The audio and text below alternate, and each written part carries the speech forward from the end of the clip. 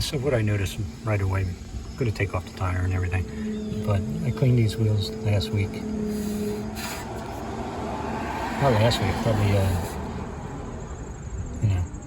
and still some brake dust on there, which leads me to believe that the brake shoe is rubbing.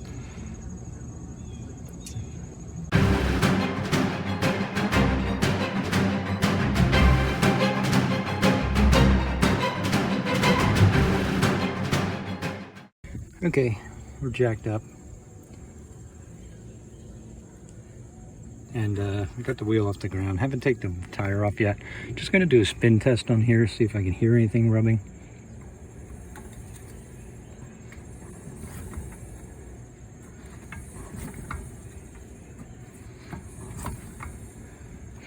I don't hear anything. I have some of these nuts loose, and I'm going to tighten them up a little bit. I want to pull on the wheel, see if there's like excessive end play with the axle.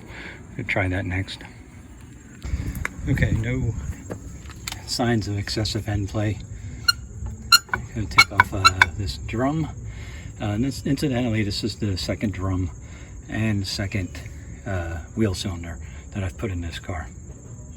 Someone had mentioned about possibly disabling the parking brake functions of this back brake, which I think basically means just taking that lever off, which I may try, just in case it's an issue with the parking brake dragging. I don't think it is, because I did loosen the nut where the adjustment is for the parking brake, so it's pretty loose.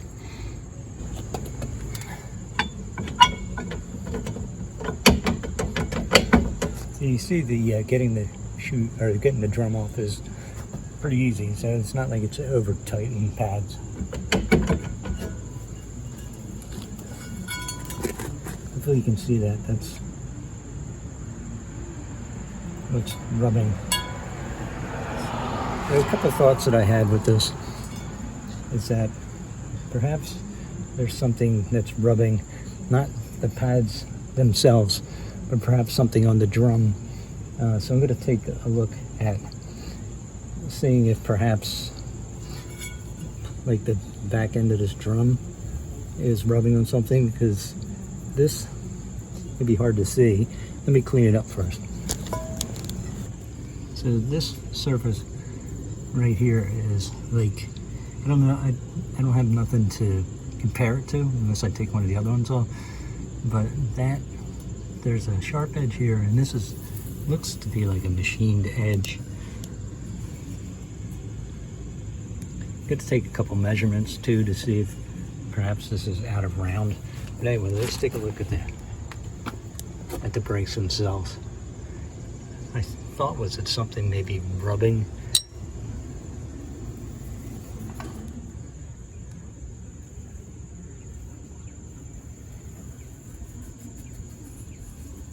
Nothing seems to be rubbing here on the edge that would hit that high spot that I would, not the high spot, but that spot on the back of the drum. Let's look at the pads.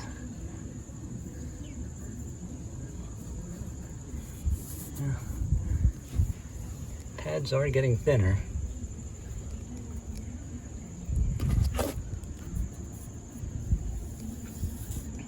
They're rough.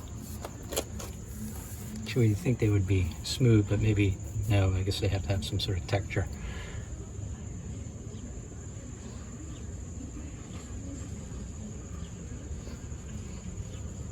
Now let's get these springs off, and we'll take a little deeper look at the shoes.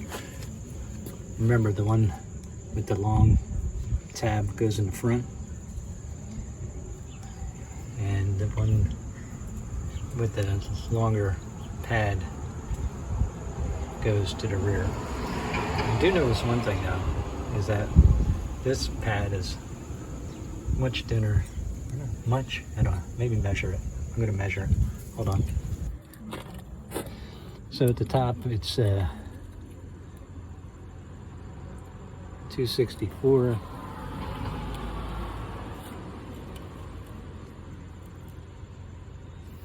309, 3010.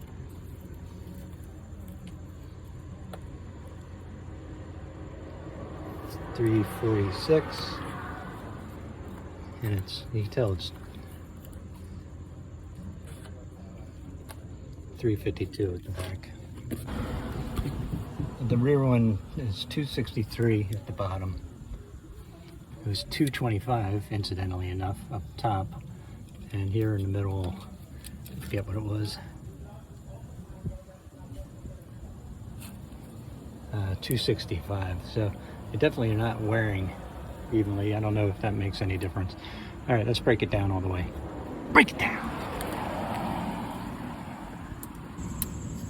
So this piece here is what holds on this actuator for the parking brake. So I guess when you pull it, you know, it moves the shoe back, which may be the reason why the pad is thinner here than it is down at the bottom. So maybe this is the problem. So my thought is, at least temporarily, I'm going to remove this pin and take off that parking brake. And I don't think that we need that strut either, this guy, because that all, I think, ties in. But I'm going to read some information on that, whether or not to leave that on.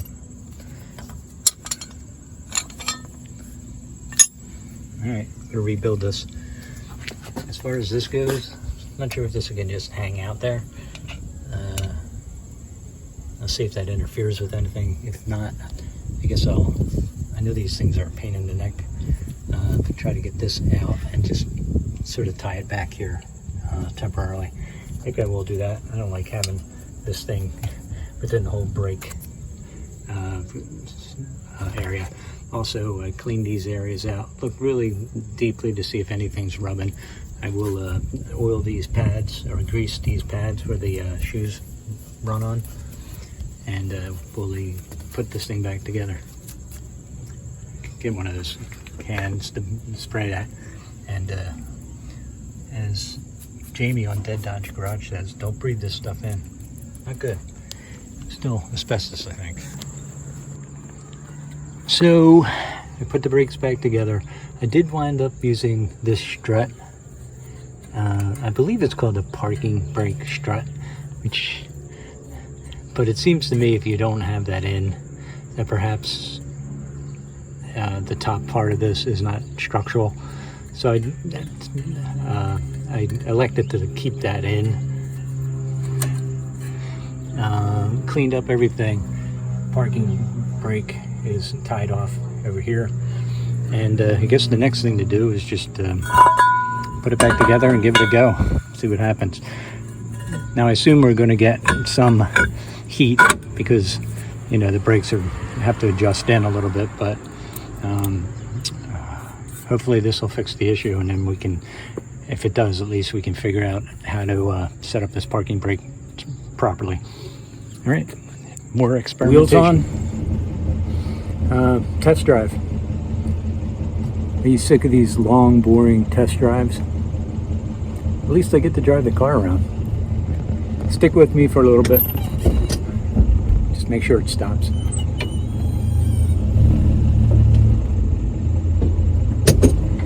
First thing I'm going to listen for is some weird soundage.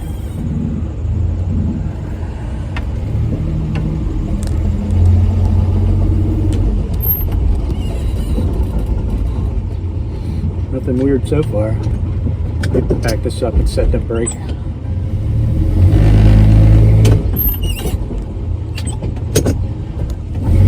Oh, here we go.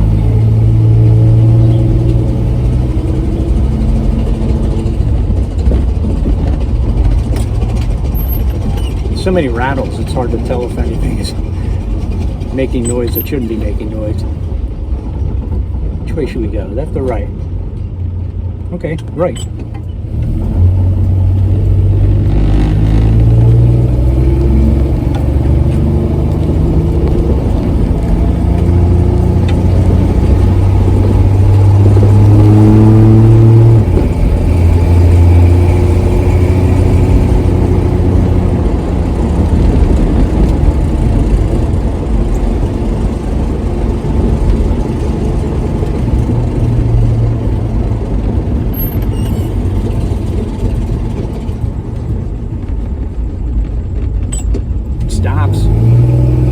I'll bring you back.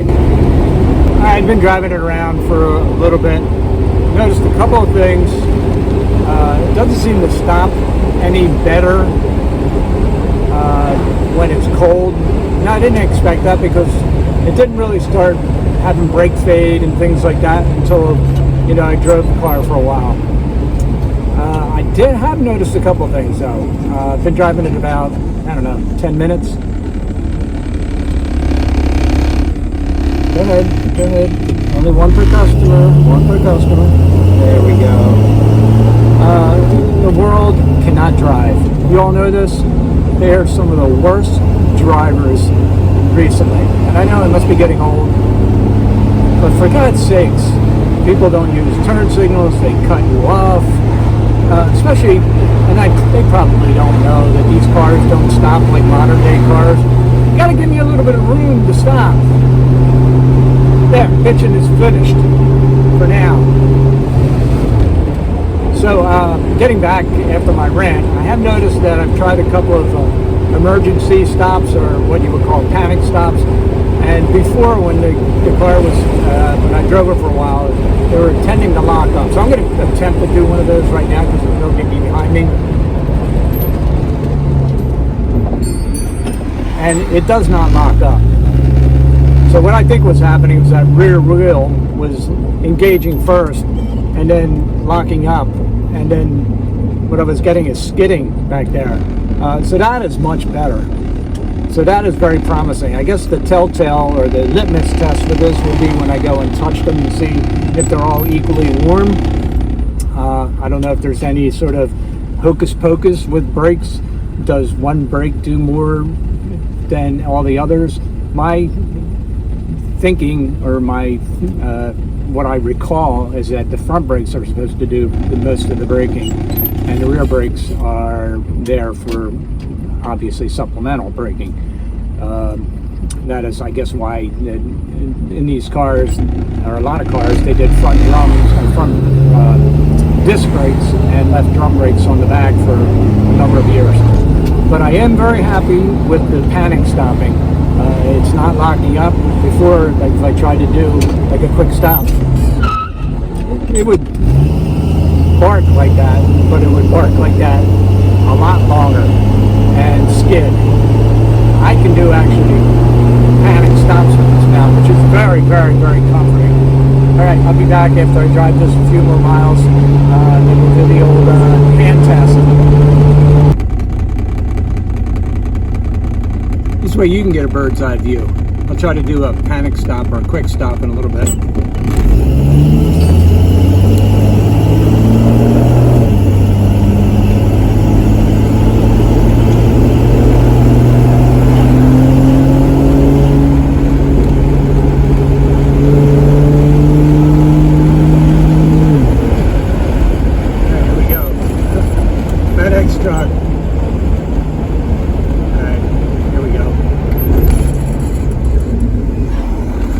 Very, very happy with the quick stop. Brakes are probably follow up on perception. I do hear something when I apply the brakes, a rubbing. That could just be the rear brake setting in, I guess. I don't know. Once you adjust them, I guess they have to set in after a little while. So it could be that something is rubbing, and it sounds like it's that right rear. All right, let's go do the telltale burn my fingers to the bone trick or test.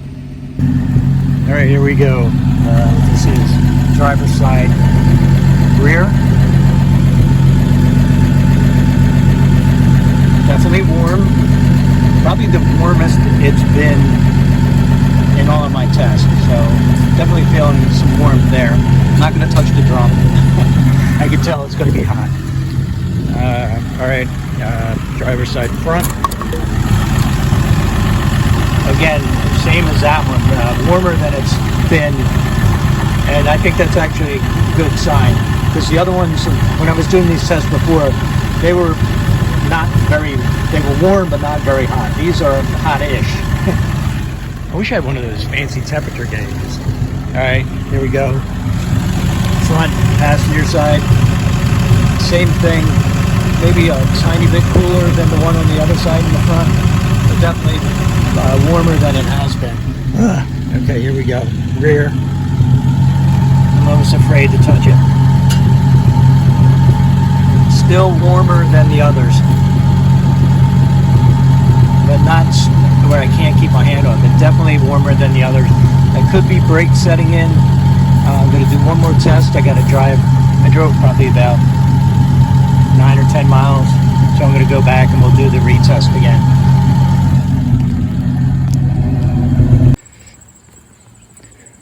All right, just got finished driving. Probably about 20-minute or 20-mile trip. Normally it's my work commute. All right, so again, I'm very happy. The brakes are not perfect, but they stop a whole lot better. So I got a little bit of science here. Don't tell my wife that I'm using our meat thermometer. All right, here we go. Front passenger.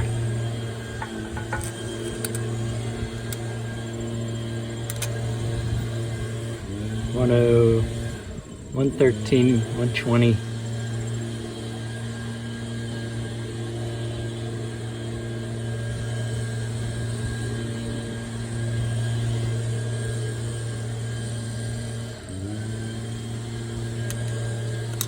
Don't know how accurate this is, but seems to be steadily climbing.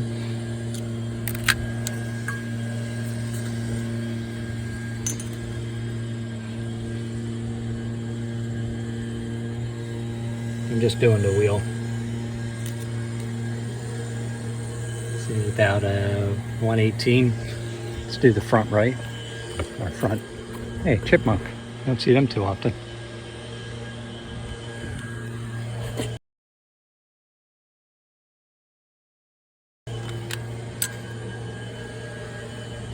$99, 102, 107, starting to get up there. Probably going to be very close to what the other one was. Let's do the drum.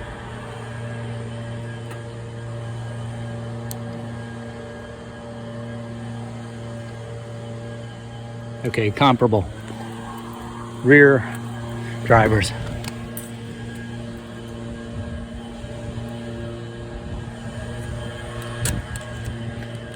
Comparable. This is the drum. Seems to go up in increments. So very similar to the other one. All right, here's the bad boy.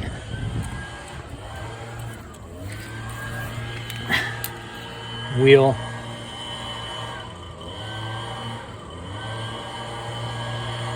Yeah, comparable. And the drum.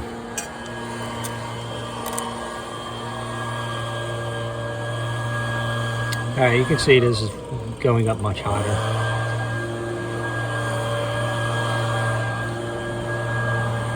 We're going to keep an eye on this one. I have a feeling it's because it's not entirely dialed in as far as the setting. Pretty hot still, but these other ones weren't getting hot, so I think that all four are working. And now I think it's sort of like a break-in adjustment for all these, so that, you know, they break the shoes in.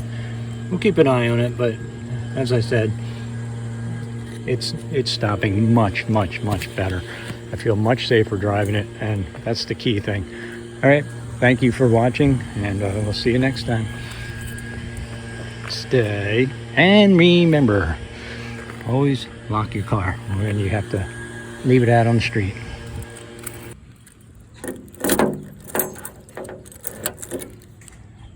It's the original key.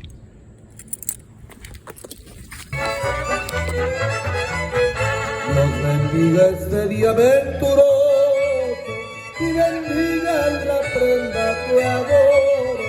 Hoy los ángeles cantan en coro por los años que cumples muy bien. Las estrellas se visten de gala y la